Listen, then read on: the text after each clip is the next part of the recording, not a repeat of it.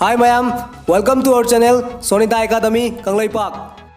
Kana semam bagi larik se. Okay, larik putih semla me adu larik tam bamacang li sena kari gino. Fare larik putih tam dabaya ada mina tam lage. Adu larik tam bada wadi sena kari gino. Hoi fare larik tam bada wadi wai. Adu bu larik na taba atok ba thabak ta nungai sena kari gino. Knowledge kaya ama pi ba larik adu pa bada ikoi na tumning ba phawi. Adu ga magazine ko ba yeng bada tumning ba kawi. Mobile pai ba nungai sena kari gino. YouTube da pung kaya kana da videos yang laga nungai sena kari gino. Social media da post to ba nungai sena kari gino. Ayuk ngan na hogat laga lairik pani na wakal khal laga numidang ngan na tumi ay khoi nongmagi matam se yam sangi nungthil da oina parage na khal laga ayuk theng na hogat lani nungthil da na mobile pipe da busy oirani numidang wairam di sungsoi soi da na parage na khal lani numidang wairam di matam phangani adubo film amasung wati warem da dum loijan khrani hoida matam yam lairi se bu ko na par loire somgi mama baba chahi nifu manga yankhai di suramani aduga somgi chahi na kun adwaida hairamani chahi kharani somna photo edit tawrga dp happo hotna ringaida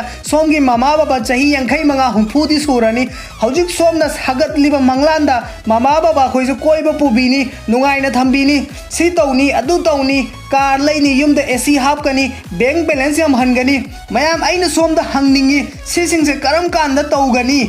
somna hotna raga chahi amada phangba yaba potu chahi mangani tarani matungda phangadi adugi value lairaroi mayam gyan taminarase sigi wasing se somna ngalli makai gyan tabada ngalli makai nate hojikmak gyan taminarase sigi larik haiba pot se somna chingjao makabado wabagum khalladi mayam punsigi nungai ba pumna mak chingjao sigi wangmadani lairi se somgi damak somgi family gi damak nungai ba pamlagadi sigi chingjao se landaba ya roi adubu aigi oinadi larik se chingjao nate mai pak pagi lambi amani adubu ai khoina kari tauri larik laisu tamgadaba chahi sida larik na taba tai loina tamma laire nongmade ai khoida paisa tan bagi lot lakpa matamda amuk larik ta laibak thiba horani अखोइना अखोइगी target की दमक दरकार ओइबदुदा focus तौसे सोमगी ममाना ngasi thonggadaba chagi yanjang do hapta ama leiraga tha ama leiraga thongbrane ngasi tawgadaba thabak ti ngasi adum loijali natra exam da soiri basi karigino karamna no haiba khangle mathang da chum thoklage natraga fajana parage na khallaga next exam da su adum same mistake tawre aduna future da mangnaba masak ama oirakpa yai somna thabak tawbada neglect chariba karigino somna kana dabada thabak tawraga ngai hakki nungai bado maduna tungda ningam daba kaya lagani masi kaubiganu somna maram oiraga nasa khak natana family bus awaba oirani mi khara di punsi gi status semna bayam kanna hodnari somdi whatsapp facebook ki status ta busy yam kanna oiri hekta hapana ti status to kana gumbi amada target tawragani मी खरा दी माई पाकना बा याम कन्ना होदनरी सोमना दी माई फजनबा photo edit याम कन्ना तौरी photo दा फजरगसु real दा दी होंगदबा करिसु लाइते सोमगी माई फजरेना कनामतना पैसा पीगदम नते से लुपा यंखै ice cream चारु चोना कनामतना पीगदम नते को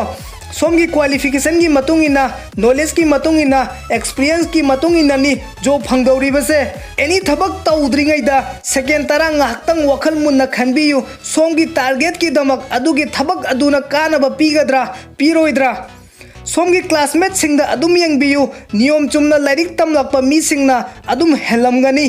सिगी इनसिक्योरिटी से मुन्ना खंगबियु अदुगा सोमगी नॉलेज से अदुम पॉलिश तौबियु सिगी थबक से आइना तौबा ngam मीना सोइदन तौरगा माई पाखिनिखो हाइबदी सिगी पेन से सिदगी सिभौ थांगबदा माई पाकलनी और कार लैब फंगलनी ना खल्लसे इफ आइना तल्लगा असुक अराइब थबक तो तौदबा तारगदी मी अतोकपना तौरगा माई पाखिनी कार लैखिनी को मीना तौबा ngamlaga aina garigi tauba ngamloi aingoda awatpa kari leirige mayam sigi video se yarimkhai student loin makta share taubiyu video se like taubiromu sigumba will power videos ki damak channel se subscribe taubiromu somda any doubt leiragadi comment box ta hangbirau video se share tauba kaubiganu please mayam gi damakta yam wana semjabani thank you for watching see you again soon